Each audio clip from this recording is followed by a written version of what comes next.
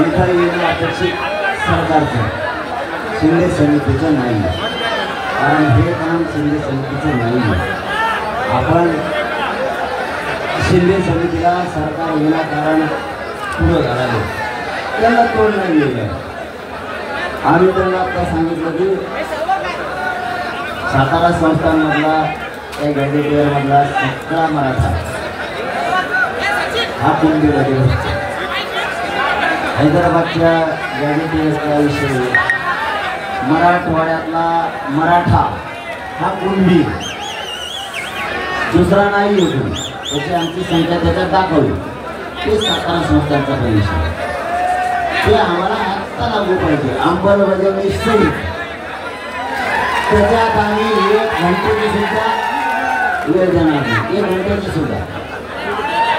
राहिला विषय केशेचा, केशेत पण त्यांना सांगितलं सरसकट बलिदान केलेल्या नोकऱ्याचा आणि निधीचा विषय ते सुद्धा आता तुम्ही लगेच मंत्रिमंडळाला सुद्धा बसणार तेही घेतो.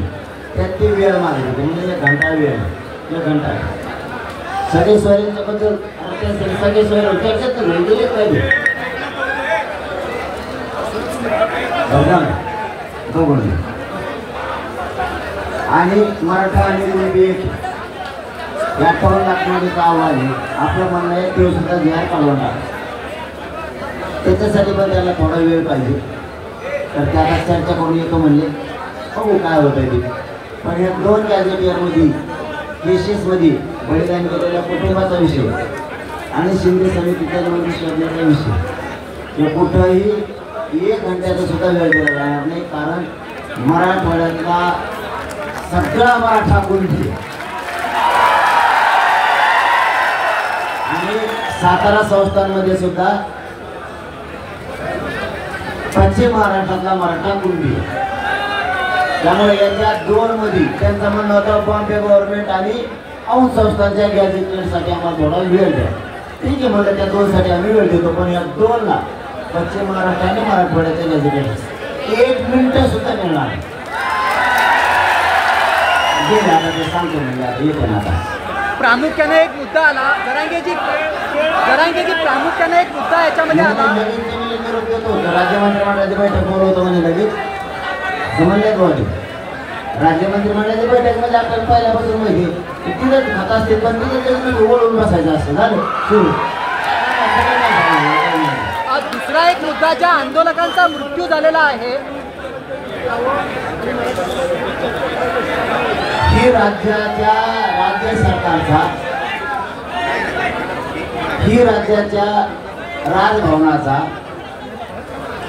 दोन्ही कायदेमंडळाचा, राज्य विधानमंडळ आणि विधान परिषदेचा मुख्यमंत्र्याकडून अपमान शिंदे समितीला पाठवणं म्हणजे राज्याचा आणि राज्य सरकारचा दोन्हीचा पण अपमान देवेंद्र फडणवीस करतात. कारण हे काम शिंदे समितीचं नाही. दोन्हीचा पण अपमान, राज्यपाल भवनाचा अपमान मुख्यमंत्र्यांकडून होतोय. राज्य मंत्रिमंडळानं चर्चा करायला जायला पाहिजे तर शिंदे समितीला पाठवलं जातं. हे साफ चूक आहे. इथं विधानमंडळ ऍक्टिव्ह आहे, विधानसभा ऍक्टिव्ह आहे, विधान परिषद ऍक्टिव्ह आहे, इथं राज्यपाल ऍक्टिव्ह आहेत. असं आहे का इथं राज्य सरकार ऍक्टिव्ह नाही आहे? सगळं आहे. तरी पण राज्याचा अपमान आणि तिन्ही कायदेमंडळाचा महाराष्ट्राचे अपमान करण्याचं काम स्वतः फडणवीस साहेब करतात. शिंदे समिती पाठवली. शिंदे समितीचा हा विषय नाही.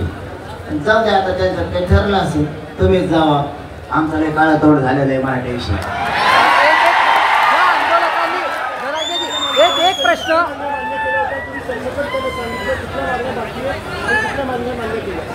सगळ्यावर चर्चा झाली ना आता मान्य करा. मी खरं कदरून गेलो कवर बार चर्चा त्यांना माहिती. ते म्हणत होते एखाद्या महिन्याच्या वेळ म्हणून का घ्या ते दोन्ही.